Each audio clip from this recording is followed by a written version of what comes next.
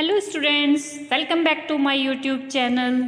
Students, video को like करना ना भूलें, चैनल को सब्सक्राइब करना ना भूलें अगर अभी तक नहीं किया, और बेल आइकन को हिट करना ना भूलें। स्टूडेंट्स, ये हमारे 8th क्लास की रिवीजन सीरीज चल रही है। आप 8th क्लास के स्टूडेंट्स आगे 9th और 10th भी यहाँ पे कंटिन्यू कर सकते हो। ओके स्टूडेंट, तो हम स्टार्ट करते हैं अपना चैप्टर रिवीजन सीरीज का 14। इसके पहले 16, 17 करवा दिया है। 2020 और 21 के लिए जो चैप्टर नंबर 15 है वो इस बार सिलेबस में नहीं है, तो हमने उसको स्किप कर दिया है। अब हम करेंगे आज चैप्टर नंबर 14। बहुत ही इंटरेस्टिंग, बहुत ही अच्छा चैप्टर है, chemical effects of electric current. तो स्टार्ट करते हैं।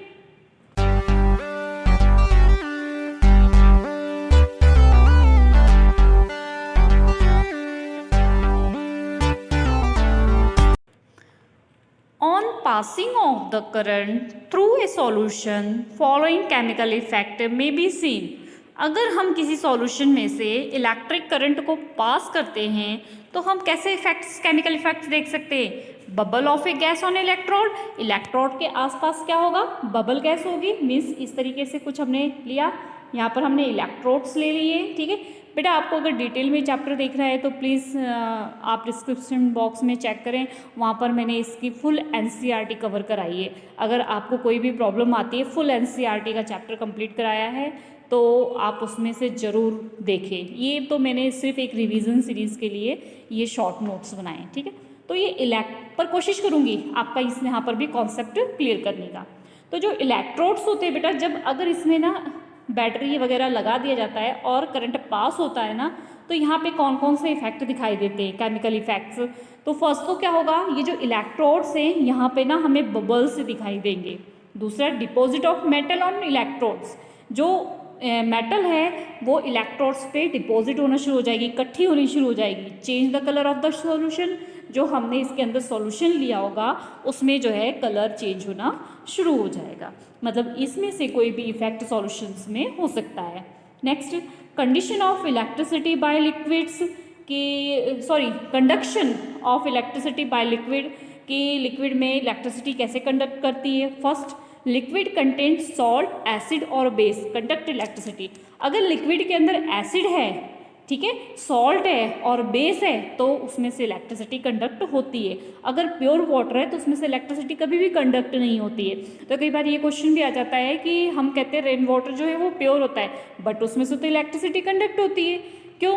क्योंकि बेटा देखो, जब बारिश होती है ना तो क्या होता है, यहाँ से तो वो प्योर आई, यहाँ से तो वो प्योर आई, ठीक है, लेकिन जब हमारे एटमॉस्फेयर में पहुंचती है तो वहाँ पर क्या होता है, बहुत सारे पोल्यूटेड गैस होती हैं, सल्फर डाइऑक्साइड, नाइट्रोजन डाइऑक्साइड, जिसकी वजह से वो जो है हमारे वाटर, जो प्योर वाटर आ रहा था, डिस्टिल वाटर आ रहा था, वो क्या होता है, एटमॉस्फेयर की जो इम्प्योरिटी है उसके साथ क्या होती है, वो मिक्स हो जाती है, जिसकी वजह से रेन वाटर भी गुड कंडक्टर ऑफ इलेक्ट्रिसिटी बन जाता है। Next, distilled water does not conduct electricity because it does not have free ion. अभी मैंने जस्ट आपको बताया, जो डिस्टिल्ड वाटर होता है वो कई बार आता है, डिस्टिल्ड वाटर इलेक्ट्रिसिटी क्यों नहीं कंडक्ट करता है, क्यों? क्योंकि उसके अंदर जो होते हैं इलेक्ट्रिसिटी पास करने के लिए आयंस नहीं होते हैं।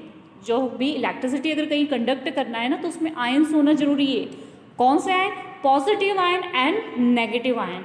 आपने देखा होगा ना, सेल या बैटरी को भी कभी भी आप ध्यान से देखो तो आपने देखा होगा इस तरीके से, मान लो फॉर एग्जांपल ये बैटरी है, ठीक है, तो यहाँ पर एक साइड पॉजिटिव आयन होगा और एक साइड नेगेटिव आयन होगा, ठीक है, तो मीन्स आयंस का होना जरूरी है इलेक्ट्रिसिटी कंडक्ट करने के लिए, और डिस्टिल्ड वाटर में जो है आयंस नहीं होते हैं। The liquid which conduct electricity and undergoes decompose it call the electrolyte. जो लिक्विड होता है, the liquid which conduct electricity, जो लिक्विड इलेक्ट्रिसिटी को कंडक्ट करती है, undergoes decomposition is called the electrolyte.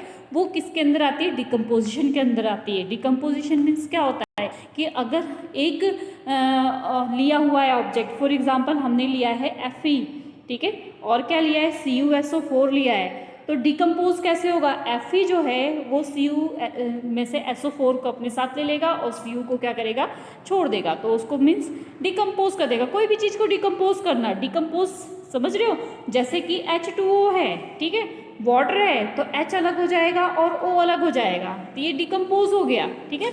Decompose means क्या हो गया कि किसी भी चीज़ को अलग अलग तोड़ देना, जैसे सॉल्ट है NaCl, तो इसमें क्या होगा, Na+ बन जाएगा और Cl क्या बन जाएगा, माइनस बन जाएगा। मीन्स कोई भी सॉल्यूशन है या कोई भी कंडक्टिंग पार्ट है वो उसको क्या करता है, अलग अलग कर देता है, इसे क्या बोलते हैं, डिकम्पोजिशन, ठीक है।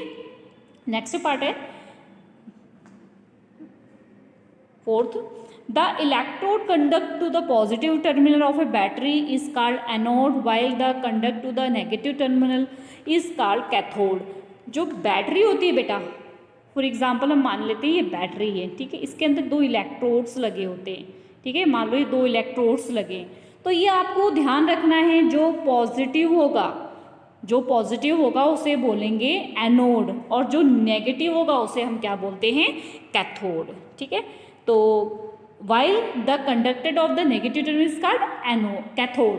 तो याद हो गया आपको, ये चीज़ बहुत इंपॉर्टेंट है, ये आपको आगे तक काम आएगी कि पॉजिटिव टर्मिनल एनोड और negative terminal cathode.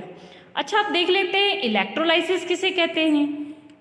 The chemical composition of the constituted solution on the passing of the electric current. देखो बेटा, जब हमने एक सॉल्यूशन बनाया था, ठीक है, ये हमने ले लिया, इसके अंदर हमने एक सॉल्यूशन लिया था, सॉल्यूशन के बाद यहाँ पे हमने इलेक्ट्रोड्स लगाए हुए थे जहाँ से करंट को पास करना है, ठीक है, उसको हमने इसके साथ बैटरी या के साथ जोड़ दिया। तो अब क्या देखेंगे, जो इसके अंदर जो हमने लिक्विड लिया है इसको बोलते हैं इलेक्ट्रोलाइसिस। तो इसके अंदर ऐसा केमिकल होता है कि डिकम्पोज कर देता है सॉल्यूशन को। जब उसके अंदर इलेक्ट्रिसिटी पास होती है, बैटरी या सेल लगाए तो इलेक्ट्रिसिटी पास हुई, तो वो क्या करता है, डिकम्पोज कर देता है उसके अंदर के सॉल्यूशन को। जैसे अभी मैंने बताया कि अगर हमने NaCl का सॉल्यूशन लिया तो क्या बन जाता है, NaCl, ठीक है, Na पॉजिटिव और Cl नेगेटिव, ठीक है। CuSO4 लिया तो Cu अलग हो जाएगा, SO4 अलग हो जाएगा, ठीक है। Next, electroplating. आपने देखा होगा ना, जैसे साइकिल वगैरह का हैंडल हो तो कैसे चमकते रहते हैं, ठीक है, तो उसमें क्या होती है, इलेक्ट्रोप्लेटिंग होती है। It is the process of the depositing a thin layer of the metal और any conducting substance by the process of the electrolysis. ये कई बार आपके 2 मार्क्स में भी क्वेश्चन पूछ सकते हैं, 3 मार्क्स में भी। अगर 2 मार्क्स में पूछे तो आपको सिर्फ डेफिनेशन दे देनी है। क्या डेफिनेशन देनी है कि ऐसी प्रोसेस जिसमें थिन लेयर मेटल की डिपॉजिट होती है किसी और मेटल के ऊपर, एक मेटल की लेयर दूसरे मेटल के ऊपर डिपॉजिट होती है इलेक्ट्रोलाइसिस प्रोसेस से, उसे क्या बोलते हैं, इलेक्ट्रोप्लेटिंग। अब देखते हैं, the object to the electroplated is made the cathode, यानी कि नेगेटिव इलेक्ट्रोड, अभी बताया मैंने, ठीक है, by conducting in the negative terminal of the battery.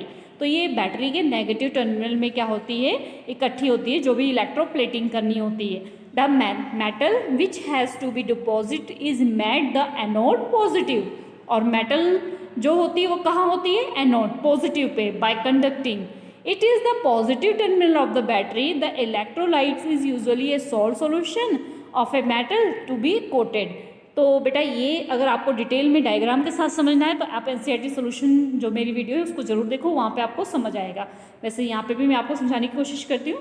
ये मान लो इलेक्ट्रोप्लेटिंग की प्रोसेस हो रही है, ठीक है, इलेक्ट्रोप्लेटिंग में हमें क्या करना है, 2 यहाँ पर लेना है, एक कैथोड और एक एनोड, इसको जोड़ देते हैं बैटरी से, ठीक है।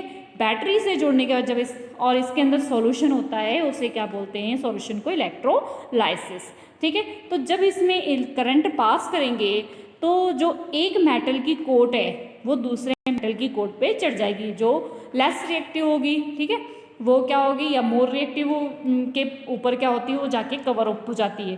फॉर एग्जांपल हम कोई भी, जैसे आपने देखा होगा कि साइकिल के हैंडल्स वगैरह क्या होते हैं, उस पर भी इलेक्ट्रोप्लेटिंग हुई रहती है, इसलिए वो क्या होते हैं, चमकदार होते हैं। तो ये क्या करते हैं, किसी भी मेटल को खराब होने से बचाने के लिए, गोल्ड वगैरह के आपने ज्वेलरी वगैरह देखी होगी, सिर्फ उसको प्लेटिंग होती है जिसके ऊपर वो गोल्डन कलर का दिखाई देता है, ठीक है।